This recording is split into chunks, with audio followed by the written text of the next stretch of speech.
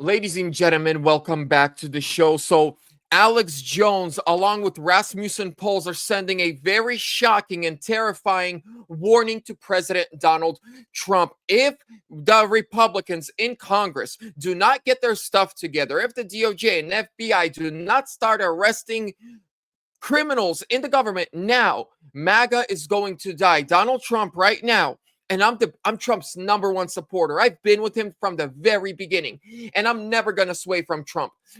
And I don't blame Trump for this. I blame his team for this. Because Trump is out there on the front lines fighting for America, fighting for our constitutional rights, for our economy, for our border. But his team, most of the people are just like, whatever. And right now, Trump is polling lower than he ever has in Trump political history. When he came into office at the beginning of 2025, he was among one of the most modern presidents ever. And that was all pretty much destroyed in 10 months. And I don't blame Trump. I blame a lot of people around him that are giving him bad advice. Listen to this. Message, he can come back, his numbers can come back. I think if he fixes his message, he can come back, his numbers can come back up. The question is the Republicans who completely crap the bed.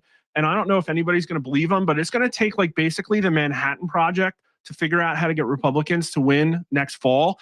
And I don't think they're going to be able to do the whole thing. So I think they need to lay out basically like a contract for America that's focused on brutal accountability and economic populism and basically undoing the oligarchy. Because the left's going to do it if the right doesn't, and you're not going to like how the left does it. And they aren't going to be able to get all that done, but they need to lay out what they can pragmatically get done with whatever reconciliation they have or whatever. If they can fix these problems, they will be in power for 50 years. This is this is a generational problem. This is a 100-year problem we're faced with right now. And then the other fix is the Republican Party needs to be cleansed. It is completely 100% corrupt, and you will not win elections with the people who are there. They're solely there to enrich themselves. They have no principles. There's probably like 5% of them that are good. I hear these stories all the time. They have no one to go to.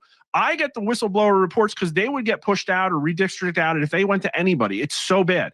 And so the way that can be fixed, and I know a lot of this sounds pie in the sky, is that somebody's got to pony up some money that's not going out for personal interests, like not Ken Griffin buying amnesty. Like there needs to be a chunk of money that goes to a shadow organization that is centralized and creates a grassroots chapter in each state.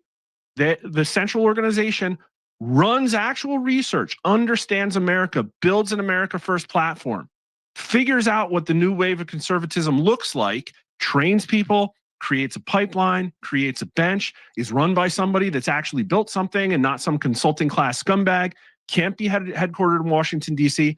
That organization needs to be. So that's about right there. So why do I trust Rasmussen poll? Because leading up to the 2024 presidential elections, they were the only pollster in the nation that said Trump is going to win every swing state. He might even win the popular vote, and it's going to be a blowout victory on election night. They were the only ones telling the truth. They're the only ones who got it right.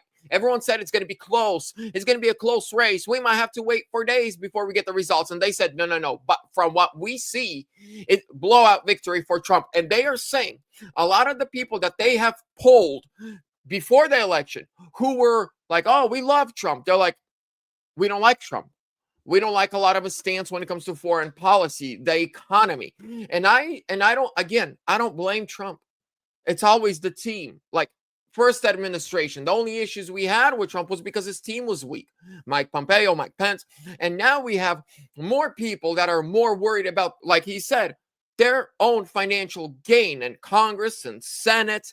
And ladies and gentlemen, this is why we need to clean up our government from these self-entitled and people that are there only for themselves. They all got to go. But let me know what you think down below in the description. God bless you. I love you. I'll see you on the next one.